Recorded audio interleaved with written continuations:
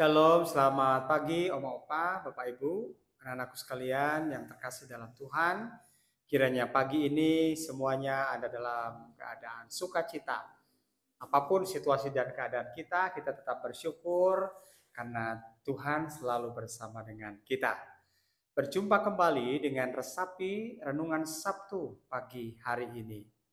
Bersama-sama kita akan menyatukan hati kita, memohon tuntunan dan hikmat Tuhan untuk pembacaan firman Tuhan kita. Mari kita berdoa. Kami bersyukur pagi hari ini ya Tuhan, oleh karena kasih dan kemurahan Tuhan, kami diperjumpakan kembali dalam renungan Sabtu pagi hari ini. Sebentar kami akan membaca dan merenungkan firman-Mu. Biarlah kiranya Tuhan, Kau curahkan Roh Kudus, agar melaluinya kami dapat mengerti firman-Mu, bahkan juga melakukannya dalam kehidupan kami sehari-hari. Inilah doa kami, di dalam nama Yesus Kristus kami berdoa. Amin.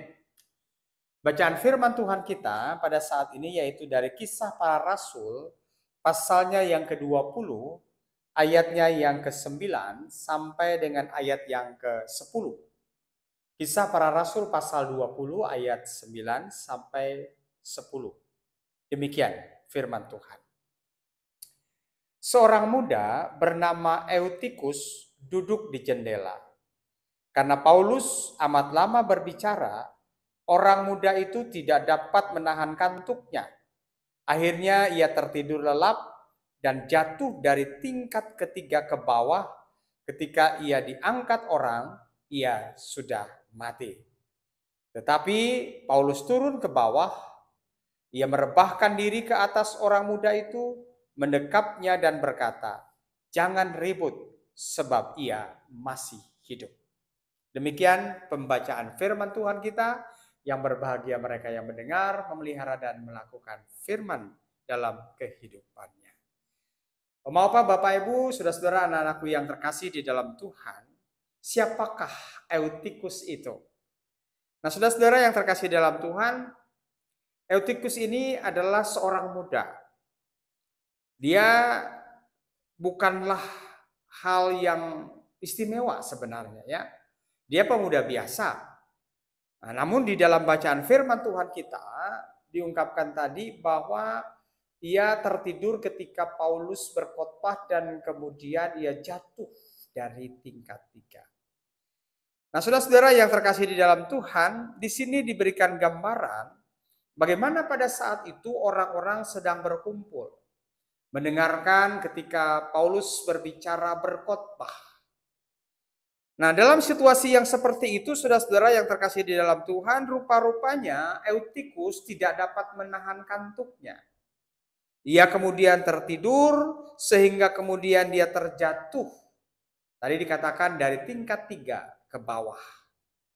Nah, saudara-saudara, apa yang terjadi di situ setelah diperiksa oleh orang-orang yang ada di situ, ternyata didapati bahwa Eutikus sudah meninggal.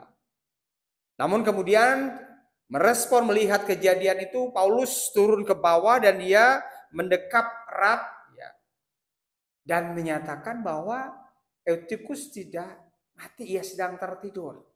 Ia masih hidup, kata Paulus. Lalu dia merebahkan tubuhnya dan yang terjadi mujizat di mana kemudian Eutikus bangkit kembali sehat, seperti tidak terjadi apa-apa pada dirinya. Nah, saudara-saudara yang terkasih di dalam Tuhan, seperti diungkapkan tadi, Eutikus adalah pemuda biasa. Namun yang unik, yang menarik adalah bahwa peristiwa di mana pada saat itu yang terjadi, Eutikus tertidur lelap pada saat Paulus berkhotbah.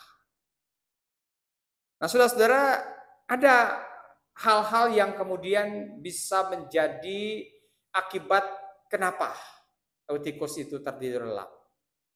Hal yang pertama, saudara-saudara, bisa saja karena Eutikus misalnya dia sebelumnya itu beraktivitas padat, ya.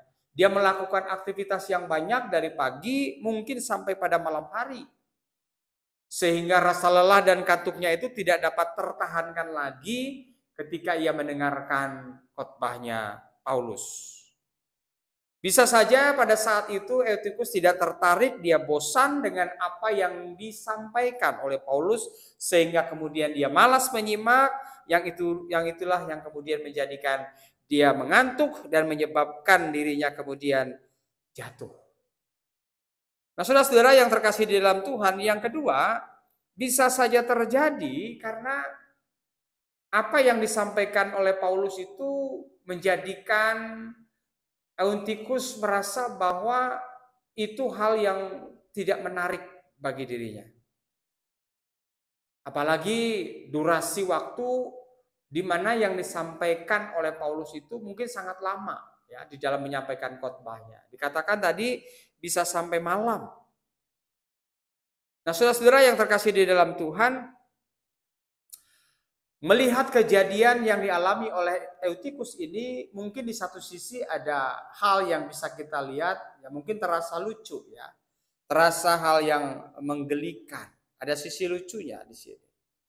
Namun saudara-saudara sadar atau tidak bahwa apa yang terjadi pada Eutikus ini bisa saja juga terjadi dalam kehidupan kita pada saat ini, ketika kita mendengarkan khotbah di gereja. Mungkin saudara-saudara yang terkasih di dalam Tuhan, di antara kita menganggap hal yang sepele ya. Tidur saat berkhotbah itu enggak hal yang biasa gitu ya, menyebabkan hal yang biasa, menganggap itu hal biasa. Ya seperti halnya juga Eutikus ya, pada saat itu ya dia juga tertidur gitu ya saudara-saudara. Namun kita ketahui bersama bahwa apa yang kita anggap biasa itu rupa-rupanya itulah yang dikehendaki oleh iblis. Iblis pastinya senang ketika ada orang, ada anak-anak Tuhan yang ketika di gereja, ketika khotbah disampaikan itu tertidur. Nah, oleh karena itu kita perlu mengantisipasi, ya, belajar dari situasi yang dialami oleh Eutikus ini, saudara-saudara kita ketika kita hendak pergi ke gereja, ya kita harus mengantisipasi. Kalau kita gereja pagi hari, maka kita jangan tidur sampai larut malam. Kalau kita memang ada aktivitas yang dilakukan tidur sampai larut malam, maka kita bisa mengatur kita beribadahnya juga jangan pagi hari. Ya bisa di sore hari.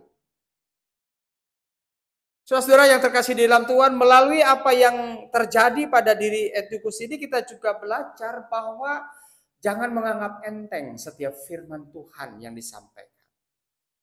Jangan melihat orangnya, figur ataupun sosok orang yang menyampaikan firman Tuhan atau apa yang dia sampaikan itu terasa mungkin bagi kita membosankan. Fokus kita harus pada firman Tuhannya, siapapun yang menyampaikan. Belajar dari apa yang terjadi di dalam Eutikus. Situasi yang dihadapinya pada saat itu menjadikan dia terkantuk dan kemudian tertidur dan dia jatuh. Saat itu ada Paulus yang bisa kemudian menghidupkan kembali. Nah, kalau sekarang kan tidak ada lagi Paulus. Yang ada kalau jatuh dari tingkat 3 ke tingkat bawah, ya mungkin kita sudah dibawa ke tempat pemakaman. Nah, saudara-saudara yang terkasih di dalam Tuhan, lalu juga tentu ya, sekarang kan mungkin kita kan tidak lantai 3 gitu ya, tidak lantai 2 ya, kita kan hanya bawah, nggak mungkin kita jatuh. Ya kalau jatuh dari kursi ya nggak akan bikin kita meninggal. Tapi saudara-saudara jangan salah. Jangan menyepelekan berkat dari setiap firman Tuhan yang disampaikan kepada kita. Ini kita harus ingat, Bapak Ibu dan saudara-saudara. Bagaimanapun juga firman Tuhan itu menjadi sumber kekuatan, menjadi sumber hikmat, menjadi mata air kehidupan bagi kita yang harus kita dengar, yang harus kita kemudian renungkan di tengah-tengah kehidupan kita, dan jangan sampai kita kehilangan berkat dari setiap firman yang disampaikan kepada kita itu. Nah, hal inilah Bapak Ibu dan saudara-saudara yang terkasih di dalam Tuhan yang menjadi pelajaran berharga bagi kita pada kesempatan saat ini, supaya jangan kita menganggap remeh setiap firman Tuhan yang disampaikan kepada kita. Jangan sampai kita mengalami situasi seperti yang dialami oleh Eutikus. Kehilangan berkatnya dari firman yang disampaikan kepada kita. Oleh karena itu, Bapak Ibu dan saudara-saudara, Om Opa, anak-anakku sekalian, Kalau kita pergi ke gereja, kalau anak-anak pergi ke sekolah minggu, ketika firman Tuhan disampaikan, fokus pada firman Tuhan. Dan biarlah firman Tuhan itu akan menjadi sumber kehidupan. Firman Tuhan itu akan meneguhkan, menguatkan iman percaya kita. Kiranya Allah di dalam Roh Kudus meneguhkan dan menguatkan kepada kita semua untuk tetap memiliki keteguhan hati dan fokus ketika firman Tuhan itu disampaikan di dalam setiap peribadahan yang kita ikuti. Tuhan Yesus memberkati. Amin. Mari kita bersatu hati dalam doa. Bapa Surgawi, Allah yang Maha Baik, terima kasih untuk firman-Mu. Biarlah kiranya Tuhan Kau karuniakan kepada kami Roh Kudus, agar kami dapat menjadi pribadi-pribadi yang senantiasa bukan hanya mendengar, merenungkan firman, tapi juga dapat melakukannya dalam hidup kami. Terlebih juga ya Tuhan, mampukan kami ketika setiap firman Tuhan itu ditaburkan oleh siapapun, kiranya kami dapat fokus pada firman Tuhan itu. Firman yang menjadi sumber berkat, firman yang menjadi mata air kehidupan dalam setiap pribadi-pribadi kami sebagai anak-anak Tuhan. Bapa Allah yang Maha Baik, dan biarlah kebenaran firman Tuhan ini juga yang akan meneguhkan dan menguatkan ketika kami akan melakukan aktivitas-aktivitas kami di hari ini. Terima kasih ya Bapa.